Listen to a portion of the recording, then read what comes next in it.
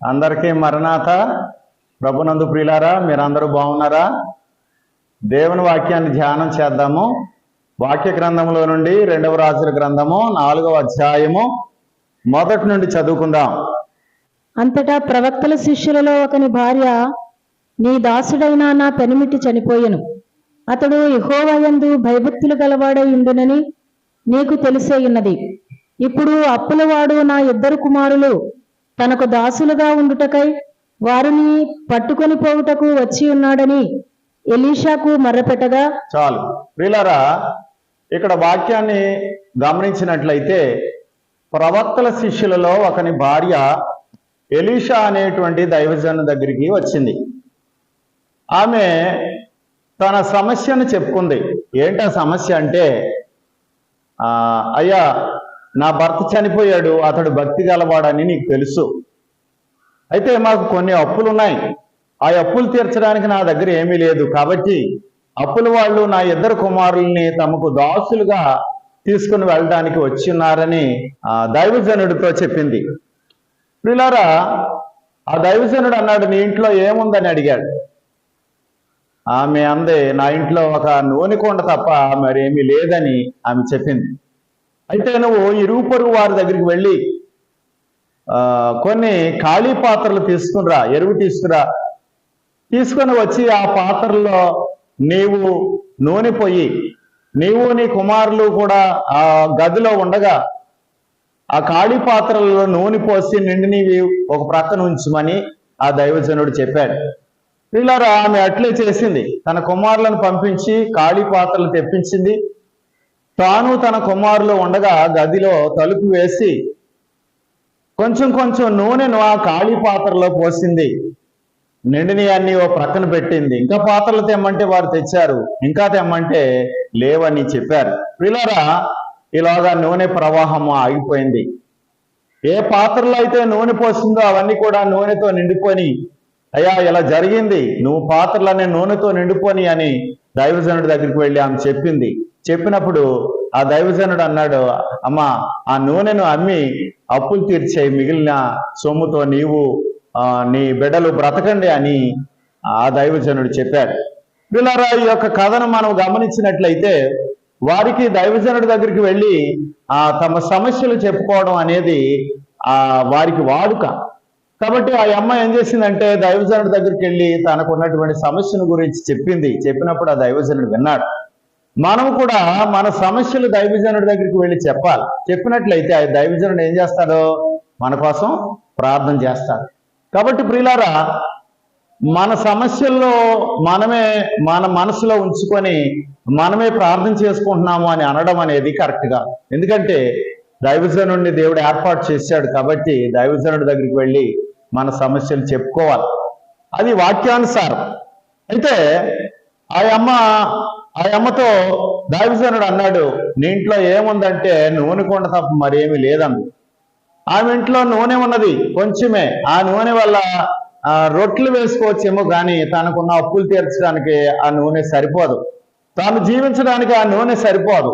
ఎప్పుడైతే దైవజనుడి దగ్గరికి వెళ్ళిందో విస్తారమైన నూనె వచ్చింది. అనగా ఆ దైవజనుడి దగ్గర ఇతరులకు ఇవ్వగలిగినంత నూనె ఉన్నది. నూనె విశ్వాసానికి గుర్తు. ప్రియులారా, ఆ దైవజనుడి దగ్గర విశ్వాసం ఉంది. ఎంత విశ్వాసం ఉందంటే ఇతరులకు ఇవ్వగలిగినంత విశ్వాసం ఉంది. ప్రభు అన్నారు, వినుట వల్ల విశ్వాసం కలుగును అన్నారు. వినుట క్రీస్తుని గురించిన మాట వలన కలుగును అన్నారు. కాబట్టి ఆ దైవజనుడి దగ్గర వాక్యం ఉంది. వాక్యము ఎంత ఉందంటే ఇతరులకు ఇవ్వగలిగినంత.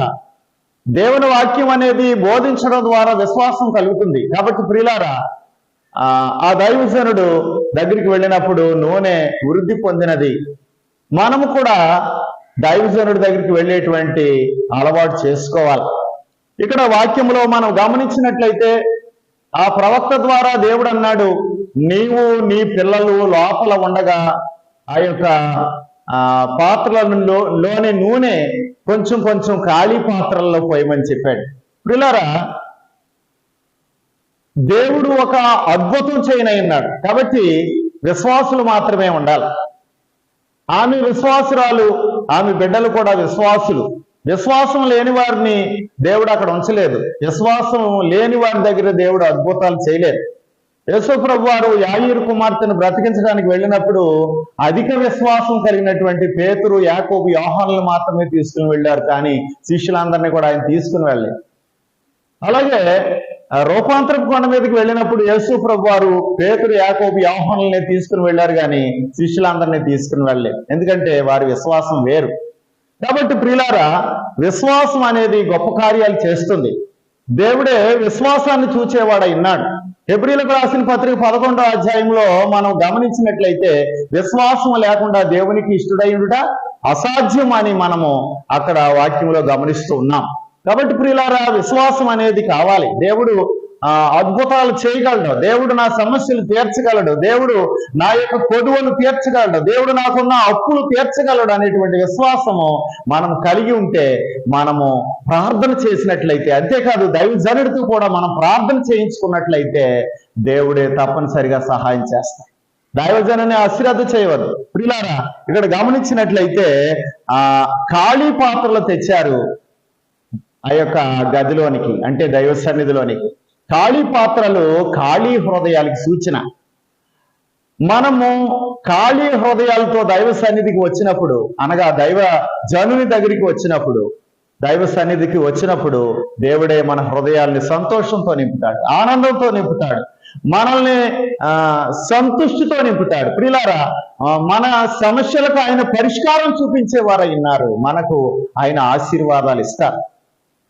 మరొకటి గమనించినట్లయితే దేవుడు ఆ యొక్క నూనెను వృద్ధి చేశారు, అనగా దేవుడు మనకిచ్చినవి ముందు ఆయన మరి వాడమని చెప్తున్నాడు.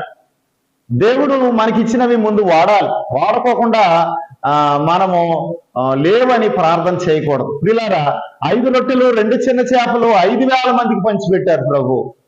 తాను కలుగునుగా కంటే కలుగుద్ది కదా, కానీ ఆయన తమాషాకు అద్భుతాలు చేయలేదు. అంతేకాదు విశ్వాసం లేని కాడ ఆయన అద్భుతాలు చేయలేదు. కాబట్టి ప్రియులారా, గమనించినట్లయితే ముందు దేవుడు మనకి ఇచ్చినవి వాడాలి. మన దగ్గర సొమ్ము ఉండగా వాటిని ఖర్చు పెట్టకుండా, దేవా నా దగ్గర సొమ్ము లేదు, నాకు సొమ్ము అని ప్రార్థన చేయడం అనేది అది ఏమాత్రం కూడా మంచిది కాదు. దేవుడు మనకిచ్చిన సొమ్మును వాడాలి. అయిపోయిన తర్వాత దేవా నాకు సొమ్ము అవసరం, నాకు డబ్బులు అవసరం, నాకు దయచేయి ప్రభు అని ప్రార్థన చేయండి, దేవుడు ఇస్తాడు. కాబట్టి ప్రియులారా, దేవుడే అద్భుతాలు చేసే దేవుడు. ఆ యొక్క పాత్రల నిండా నూనె వచ్చింది. పాత్రలో ఎప్పుడైతే ఇంకా తేలేదో నూనె కూడా వృద్ధి అవడం ఆగిపోయింది. కాబట్టి దేవుడు మనము ఎంతవరకు తీసుకోగలమో అంతవరకు ప్రవహిస్తారు. మనము తీసుకోగలిగితే ఎంతైనా ప్రవహిస్తారు. కాబట్టి ప్రియులారా, ఎప్పుడైతే పాత్రలు ఇంకా లేవని చెప్పాడో, ఆ పిల్లలు చెప్పారో, నూనె వృద్ధి చెందడం అనేది ఆగిపోయింది. కాబట్టి ప్రియులారా, దావీదు గారు అన్నారు, నా గిన్నె నిండి పొర్లుచున్నది అన్నారు, నా గిన్నె నిండి పొర్లుచున్నది. కాబట్టి దేవుడి మనం తీసుకుంటే ఎంతైనా ఇవ్వగలడు. కాబట్టి ఆయన యందు విశ్వాసం ఉంచండి, ఆయన సన్నిధికి వెళ్ళండి, దైవజనుడి దగ్గరికి వెళ్ళండి. మీరు కూడా ప్రార్థన చేసుకోండి, దైవజనుడి చేత కూడా ప్రార్థన చేయించుకోండి. ప్రియులారా, దైవజనుడిని మరి ప్రార్థన చేయమని మీరు అడగండి, వేడుకోండి. ప్రియులారా, గమనించినట్లయితే దేవుడే గొప్ప అద్భుత కార్యాన్ని అక్కడ చేసినట్లుగా మనం చూస్తూ ఉన్నాం. కాబట్టి ఆ యొక్క పాత్రల నిండా కూడా నూనె నిండిపోయింది. ఆమె వెళ్ళి ఆ నూనెను అమ్మింది. ముందుగా దైవజనుడి దగ్గరికి వెళ్ళి చెప్పింది. చాలా మంది ప్రార్థన చేయమంటారు, ప్రార్థన నెరవేరిన తర్వాత దైవజనుడిని మర్చిపోతా ఉంటారు. ప్రియులారా, అది మంచిది కాదు. మన కొరకు ప్రార్థించిన దైవజనుడికి మనకు జరిగినటువంటి మేలు గురించి సాక్ష్యం ఇవ్వాలి. కాబట్టి ఇక్కడ గమనించినట్లయితే ఆమె వెళ్ళి మొదట అయ్యా ఇలా జరిగింది అని దైవజనుడితో చెప్పింది.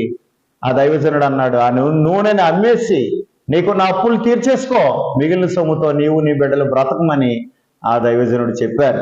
కాబట్టి ప్రియులారా, దైవ సన్నిధికి వెళ్ళుట ద్వారా, దేవునిని ఆశ్రయించడం ద్వారా, దైవజనులను మరి ఆశ్రయించుట ద్వారా, ప్రార్థన కోరుట ద్వారా మనం ఎంతో మేలు పొందగలము. చేసి దేవుడిచ్చేటువంటి దీవెనలు పొందండి. దేవుడు మీకున్న రుణాలు తీరుస్తాడు, మీకున్నటువంటి సమస్యలు తీరుస్తాడు. దేవుడు మిమ్మల్ని దీవించి మిమ్మల్ని ఆశీర్వదించును గాక. ఆమేన్. మరణాత.